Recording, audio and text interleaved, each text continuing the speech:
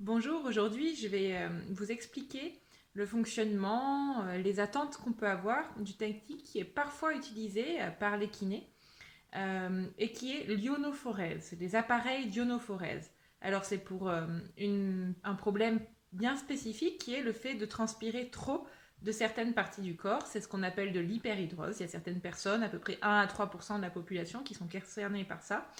Et les kinés font partie des personnes qui peuvent proposer des solutions pour limiter l'impact négatif de cette maladie. Donc on va parler spécifiquement d'un des traitements qui est le plus souvent recommandé par rapport au faible risque d'effets secondaires, qui est donc l'utilisation d'ionophorèse. Comme d'habitude, hein, pour rédiger cette vidéo, je me base à la fois sur mon expérience de praticienne et également sur ma consultation de la littérature scientifique internationale. Dans le descriptif de cette vidéo, vous aurez tous les liens vers les articles de référence. Et je vous encourage à aller voir plutôt l'article au format écrit qui est plus précis que ce que je pourrais dire de cette manière-là oralement. Donc l'ionophorèse, c'est une technique qui est utilisée depuis plus de 40 ans, un peu partout dans le monde, et qui fonctionne de manière assez simple. Il suffit d'avoir donc un boîtier qui envoie un courant spécifique qui est conçu pour avoir un impact au niveau des glandes sudoripares qui sont réparties un peu partout sous le corps et qui limite du coup leur sécrétion de transpiration. Donc c'est quelque chose qui est tout à fait sain, homologué, en tout cas dont la sécurité des appareils en Europe est contrôlée. Ce n'est pas un courant électrique qui est dangereux à partir du moment où on prend des précautions minimales. Et d'ailleurs, ces appareils ne sont pas forcément accessibles sous ordonnance médicale. Vous pouvez vous en procurer sans ordonnance médicale. Donc c'est surtout pour la transpiration excessive des mains et des pieds, même si parfois on peut trouver des adaptations, des électrodes qui s'adaptent aussi pour d'autres parties du corps, notamment les aisselles et le visage. Mais je vais le développer un peu plus en avant par la suite. Mais clairement, je vous le déconseille pour l'hyperhidrose du visage et également des aisselles. Il y a une seule étude qui évalue l'efficacité sur l'hyperhidrose des aisselles.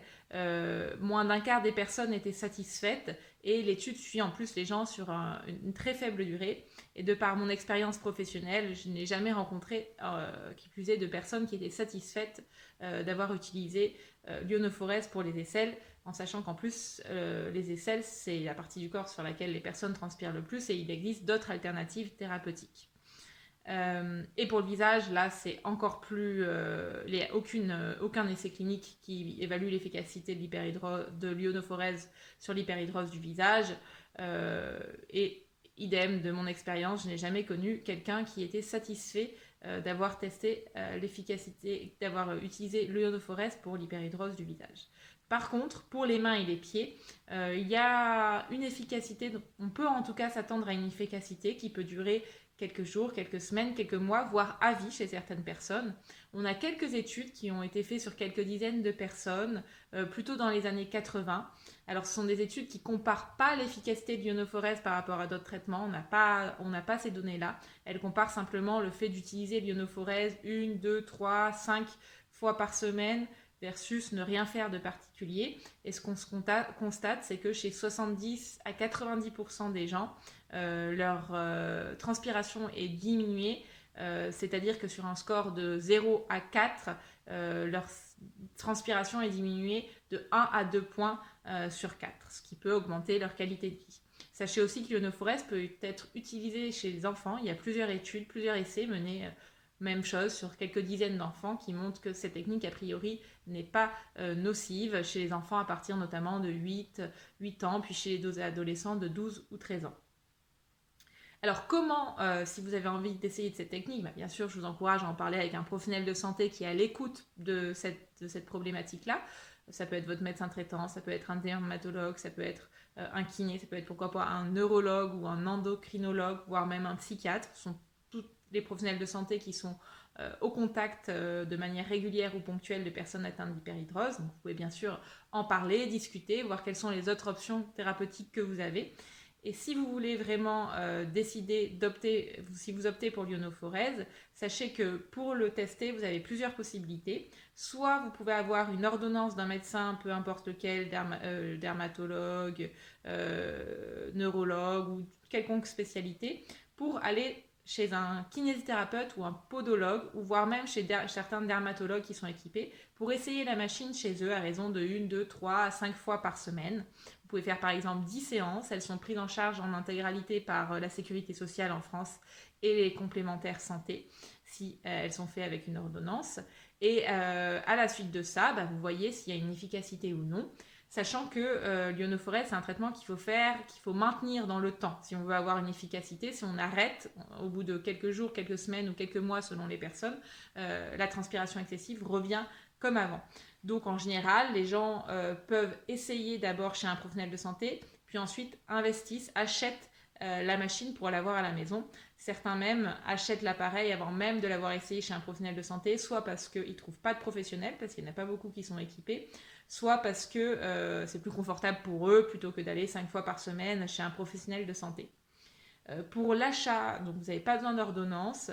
Je vous mettrai en lien un comparatif que j'ai fait qui recense tous les appareils disponibles sur le marché actuellement d'un bon rapport qualité-prix où je compare voilà, les différentes caractéristiques. Sachez qu'en général, enfin, les appareils d'ionophorèse sont tous à peu près semblables au niveau de l'efficacité qu'on peut attendre. Ce qui va faire la différence de prix, ça va être le packaging, ça va être l'ergonomie, ça va être voilà, l'aspect moderne ou non de dispositif, mais globalement l'efficacité est la même. Le prix va de environ 200 € à 500 €, voire 1000 ou 1500 € pour les appareils professionnels, avec la majorité des appareils valent autour des 300 à 400 €. La plupart des gens les achètent par internet, à ma connaissance. Vous pouvez peut-être aussi passer par une pharmacie ou un revendeur de matériel paramédical si vous êtes plus à l'aise par ce mode de recours. Alors, qu'en est-il de la location? Il y a deux marques en fait en France de personnes d'entreprises qui fabriquent et commercialisent les appareils d'ionophorèse, et une de ces deux marques propose une sorte de location de l'appareil où vous payez, je crois, une centaine d'euros pour un mois. Et si jamais vous êtes satisfait et que vous achetez l'appareil, vous avez une remise de l'ordre de ces 100 € que vous avez dépensé. Mais on ne peut pas le louer, par exemple, auprès d'une pharmacie ou d'un revendeur de matériel paramédical. Ça n'existe pas. Voilà pour ce que je voulais dire en gros du mode de fonctionnement, de quand utiliser l'ionophorèse. Il y a aussi certaines choses à savoir donc pour améliorer son efficacité potentielle, bien l'utiliser. Déjà, il faut régler l'intensité au maximum que vous pouvez supporter sur toute la durée de la séance. On parle en milliampères en général, ça peut être parfois 5 ou 10 milliampères, parfois plutôt 15 ou 20, que ce soit pour les pieds ou les mains. N'hésitez pas à remonter l'intensité au fur et à mesure de la séance. Il faut bien sûr que ça reste supportable, non désagréable, mais c'est pas grave si vous sentez des petits picotements. Il faut bien sûr enlever tous les bijoux, tous les matériaux qui pourraient être entrés en contact avec l'eau. Si vous avez des écorchures sur les mains, prenez soin, ou les pieds, prenez soin de bien regarder vos mains ou vos pieds avant et de mettre une bonne couche de crème hydratante type vaseline dessus pour protéger. Sinon, quand le courant électrique va passer dans l'eau, ça peut faire des douleurs et abîmer les plaies. D'ailleurs, j'ai oublié de les évoquer, mais il y a quelques effets secondaires qui sont plutôt rares et qui s'arrêtent dès l'utilisation de la machine et qui sont justement liés à ces phénomènes de picotement ou de rougeur ou de plaies un peu aggravées si jamais vous avez des plaies au niveau des mains ou des pieds quand vous faites l'ionophorèse. Pour augmenter l'efficacité, certains proposent aussi, même s'il n'y a pas encore d'études pour étayer vraiment l'efficacité de ça, d'ajouter de l'eau, d'un certain type d'eau gazeuse ou en bouteille, voire même des molécules, des substances chimiques actives à base de glycopyrrolate qui sont difficiles à se procurer en France, mais je vous renvoie à l'article complémentaire de cette vidéo qui développe un peu plus ces aspects-là. En termes de fréquence, pour espérer une efficacité, ce que je recommande, c'est, si vous le supportez bien, c'est de, au début, commencer par faire des séances tous les jours, une fois par jour, et de commencer uniquement par une partie des corps, soit les mains, soit les pieds, celles qui vous gênent le plus. De ne pas commencer les deux en même temps, parce que ça peut faire trop. Et donc, focalisez-vous sur une partie du corps, faites des séances tous les jours jusqu'à avoir une efficacité et ensuite essayez d'espacer de manière progressive les séances. Par exemple, si vous en faisiez tous les jours, passez à un jour sur deux, puis un jour sur trois, et essayez de trouver comme ça le bon dosage pour vous. Il y a des personnes qui ont besoin de faire des séances tous les jours, certaines toutes les semaines, certaines tous les mois, voire tous les 2 mois et ça leur suffit. Euh, voilà en gros pour ce que je voulais vous dire sur l'ionophorèse. Si vous avez déjà testé ce traitement ou si suite à cette vidéo vous le testez et que ça ne suffit pas à vous soulager, euh, n'hésitez pas à consulter les documents, les liens vers lesquels je renvoie dans le descriptif de cette vidéo. J'ai déjà créé du contenu sous d'autres formes pour les autres traitements de l'hyperhidrose qui sont d'ailleurs parfois assez méconnus des professionnels de santé. Et j'hésiterai pas à faire de nouvelles vidéos si vous le souhaitez à ce sujet. À bientôt!